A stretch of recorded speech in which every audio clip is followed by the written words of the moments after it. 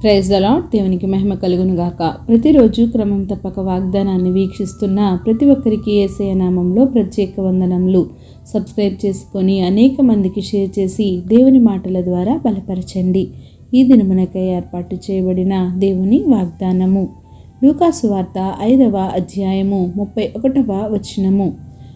రోగులకే గాని ఆరోగ్యము గల వారికి వైద్యుడక్కరలేదు. They that are whole need not a physician, but they that are sick. యేసయ్య గారు ఈ లోకమునకు నశించిన దానిని వెదకి రక్షించుటకు, పాపము నుండి విముక్తి పరచుటకు, చీకటిలో నశించిపోతున్న వారిని వెలుగులోనికి నడిపించుట కొరకు, తన ప్రజలైన వారికి నిత్య జీవము అనుగ్రహించుటకు ఆయన నరావతారిగా ఈ లోకంలో అడుగుపెట్టారు. ఒకనాడు యేసయ్య గారు లేవి అనే ఒక సుంకరి సుంకము వసూలు చేసే స్థలం దగ్గర కూర్చుని ఉండటం చూశారు. నన్ను వెంబడించు అని అతనితో చెప్పారు. అతడు సమస్తం విడిచిపెట్టి లేచి ఆయనను వెంబడించాడు. లేవి తన ఇంట్లో ఆయనకు ఒక గొప్ప విందును చేశాడు. సుంకం వసూలు చేసేవారు అనేకులు వారితో కూడా భోజనానికి కూర్చున్నారు.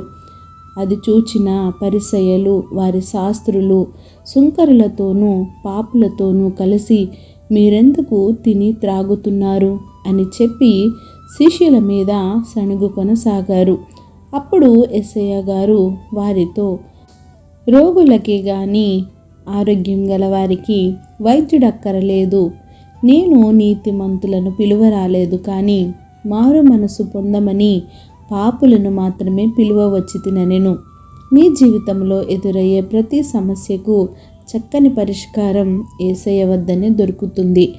ఆయనే గొప్ప శాంతి, సమాధానం. మనము కూడా సమస్య ఉన్నప్పుడే దేవుని దగ్గరకు వస్తాము. సమస్య తీరిపోతే మరలా దేవుని నుండి, ఆయన మార్గముల నుండి జారిపోతాము. కనుక దేవునిలో నిలకడ కలిగి జీవించాలి. ఆయనను ప్రతిదీ విడిచిపెట్టి ఆయన కొరకై ఆయనను వెంబడించాలి. ఎవరైతే ఆయన దగ్గరకు వస్తారో ఆయన వారిని ఎన్నటికీ త్రోసివేయకుండా వారిని ఒక చక్కని మార్గంలో నడిపిస్తారు. ఆయనను వెంబడించుట మనకు ఒక చక్కని మార్గము. ఆ మార్గంలో నీవు నడిస్తే చక్కని గమ్యం చేరుకుంటావు. మనమందరం దేవునిని వెంబడించి స్థిరమైన జీవితాన్ని కలిగి ఉందుము గాక. ఆమేన్. చిన్ని ప్రార్థన. సకల ఆశీర్వాదాలకు కారణభూతుడైన మా ప్రియ పరలోకపు తండ్రి, మీరిచ్చిన వాగ్దానమునకై వందనాలు దేవా.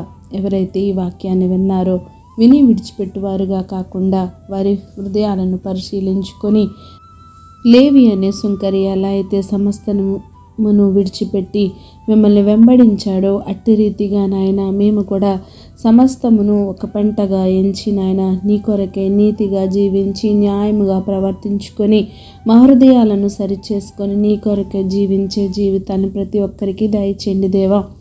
ప్రార్థన అవసరం కోరిన ప్రతి ఒక్క బిడ్డని సమయంలో జ్ఞాపకం చేసుకోండి. అనేక మంది అనేక సమస్యలతో, అనేక ఇబ్బందులతో నాయన మరి జీవిస్తుండగా నాయన వారికి వారి జీవితాల్లో నెమ్మదిని దయచేయండి. సకల ఆశీర్వాదాలను, నీ నిండైన దీవెనలను ప్రతి ఒక్కరిపై కుమ్మరించి సమయానుకూలంగా వారి అవసరతలను తీర్చి సమస్త ఘనత, మహిమ, ప్రభావములు మీరే ఆరోపించుకుంటారని యేసుక్రీస్తు ఘనమైన నామమున ప్రార్థించి అడిగి వేడుకొనుచున్నాను మా తండ్రి. Amen. God bless you all.